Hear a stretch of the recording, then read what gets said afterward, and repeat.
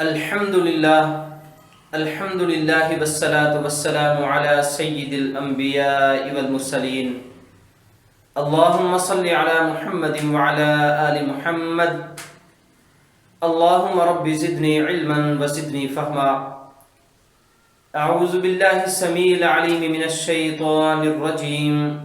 بسم اللہ الرحمن الرحیم فاتقوا اللہ یا اولی الالباب لعلکم تفلحون صدق اللہ العظیم۔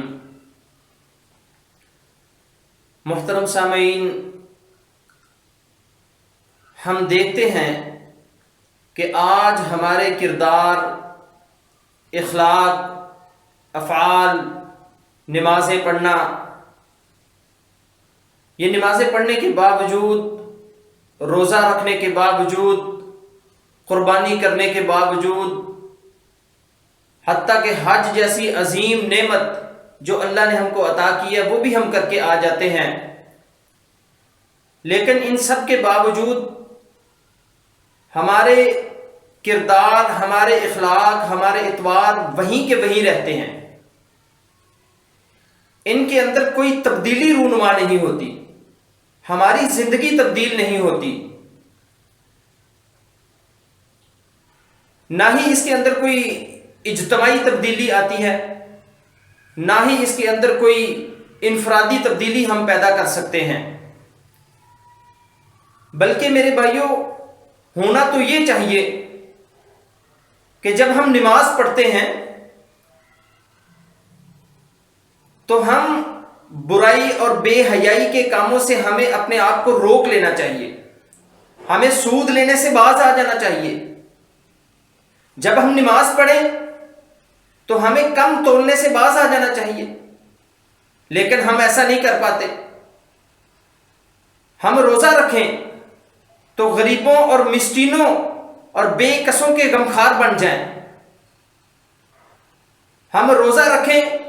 جھوٹ سے باز آ جائیں، اسی طرح ہم قربانی کریں تو ہمارے دل میں کم از کم اس قربانی کو اتنا اثر چھوڑنا چاہیے کہ کل کلا اے رب ہمارے، کبھی اللہ ہمیں اس دین کی خاطر، تیری ناموس کی خاطر، تیرے نبی کی ناموس کی خاطر ہمیں اگر اللہ اپنی جان بھی قربان کرنی پڑی تو ہم اس سے دریغ نہیں کریں گے، ہم تیرے نبی کی ناموس کی خاطر، تیری توحید کی خاطر ہم اپنی جان بھی قربان کر دیں گے۔ تو یہ قربانی کا جذبہ ہمارے اندر پیدا ہونا چاہیے۔ اگر آسان لفظوں میں آپ اس بات کو سمجھنا چاہتے ہیں تو اللہ کے نبی صلی اللہ علیہ وسلم نے فرمایا، کم من صائم لیس لہ من صیام الا الظمأ۔ اللہ کے محبوب علیہ السلام نے فرمایا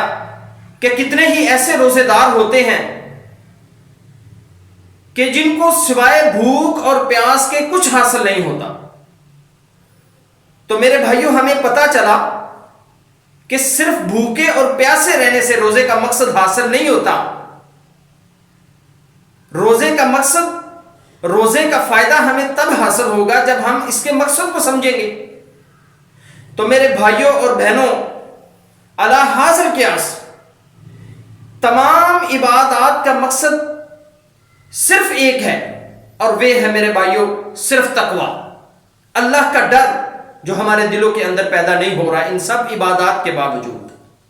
تو آئیے ذرا قرآن سے بھی پوچھ لیتے ہیں کہ میرے بھائیوں، اللہ رب العالمین نے یہ تمام عبادات تو ہمیں دی ہیں، تو ان کا مقصد کیا ہے؟ اللہ رب العالمین نے فرمایا کہ لن ینال اللہ لحومها ولا دماؤها ولکن ینالہ التقوی منکم،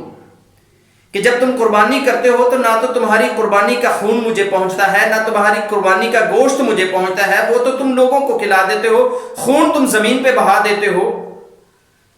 تو مجھے کیا پہنچتا ہے؟ تو جواب آتا ہے وَلَكِنْ يَنَالُهُ التَّقْوَى مِنْكُمْ۔ اگر اللہ کو کوئی چیز اٹریکٹ کرتی ہے، اگر اللہ کو کوئی چیز پہنچتی ہے تو وہ ہے تقوی، ہمارے دلوں کا ڈر جو اللہ پسند کرتا ہے۔ ہم گائے قربان کرتے ہیں، اتنے بڑے بڑے اونٹ قربان کرتے ہیں، اجتماعی قربانیاں کرتے ہیں، کروڑوں روپے خرچ کر دیتے ہیں، لیکن اللہ رب العالمین کیا فرماتے ہیں؟ انما یتقبل اللہ من المتقین، کہ میں تو قربانی صرف اس بندے کی قبول کرتا ہوں کہ جو متقین ہیں، تقوی والے ہیں، مجھ سے ڈرنے والے ہیں۔ رمضان المبارک کا مبارک باسعادت مہینہ گزر رہا ہے۔ فرمایا یا ایھا الذین آمنوا کتب علیکم الصیام کما کتب علی الذین من قبلکم لعلکم تتقون، اے ایمان والو تم پر روزے رمضان کے فرض کیے گئے ہیں، کما کتب علی الذین من قبلکم، تم سے پہلے امتوں پر بھی اسی طرح روزے فرض کیے گئے تھے، لعلکم تتقون، مقصد کیا ہے؟ اللہ سارا دن بھوکے پیاسے رہتے ہیں، سارا دن بھوک کاٹتے ہیں، پیاس کاٹتے ہیں، اللہ کچھ کھاتے پیتے نہیں، مقصد کیا ہے؟ فرمایا لعلکم تتقون، تاکہ تم متقی بن جاؤ، تاکہ تم مجھ سے ڈرنے والے بن جاؤ۔ نماز کا مقصد فرمایا منیبین الیہ واتقوا، کہ اسی کی طرف رجوع کرو اور اسی سے ڈرو، واقیموا الصلاۃ، اور نماز قائم کرو، ولا تکونوا من المشرکین، اور مشرکوں میں سے نہ ہو جاؤ۔ حج جیسی عظیم عبادت اللہ رب العالمین نے فرمایا الحج اشہر معلومات، فمن فرض فیہن الحج فلا رفث ولا فسوق ولا جدال فی الحج وما تفعلوا من خیر یعلمہ اللہ وتزودوا، زاد راہ ساتھ لے لو، سامان ساتھ لے لو، فإن خیر الزاد التقوی، سب سے بہترین زاد راہ، سب سے بہترین سامان جو تمہارے پاس ہونا چاہیے، التقوی، فرمایا تقوی، میرا ڈر، اس کو ساتھ لے کے چلنا۔ تو میرے بھائیوں، اللہ رب العالمین روزے رکھوا کے، یہ عبادات کروا کے، یہ نمازیں پڑھوا کے، حج کروا کے، ایک چیز ہمارے دل کے اندر اللہ پیدا کرنا چاہتا ہے، کہ تاکہ ہمارے دل میں یہ احساس، یہ خلش پیدا ہو جائے کہ میرا اللہ مجھے دیکھ رہا ہے، میں اگر کوئی برائی کروں گا میرا اللہ مجھ سے ناراض ہو جائے گا۔ تو میرے بھائیوں،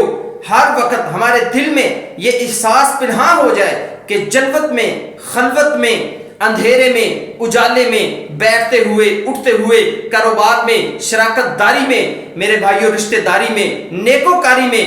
ہر وقت ہمیں یہ احساس رہے کہ ہمارا اللہ ہمیں دیکھ رہا ہے۔ میرے بھائیوں، یہی وہ چیز ہے جس سے اللہ رب العالمین جو ہے وہ ہمارے دلوں میں پیدا کرنا چاہتا ہے تقوی، وہ ہے اللہ کا ڈر۔ اور میرے بھائیوں، یہ اللہ کا ڈر اگر ہمارے اندر پیدا ہو گیا، یہ احساس ہمارے اگر اندر آ گیا، تو اللہ رب العالمین ہم سے راضی ہو جائے گا۔ اللہ رب العالمین سے دعا ہے کہ اللہ اپنا ڈر ہمارے دلوں کے اندر پیدا فرما دے، تاکہ عبادات کا اصل مقصد جو ہے وہ ہمیں حاصل ہو جائے۔ اقول قولی ھذا استغفر اللہ لی ولکم ولسائر المسلمین، والسلام علیکم ورحمۃ اللہ وبرکاتہ۔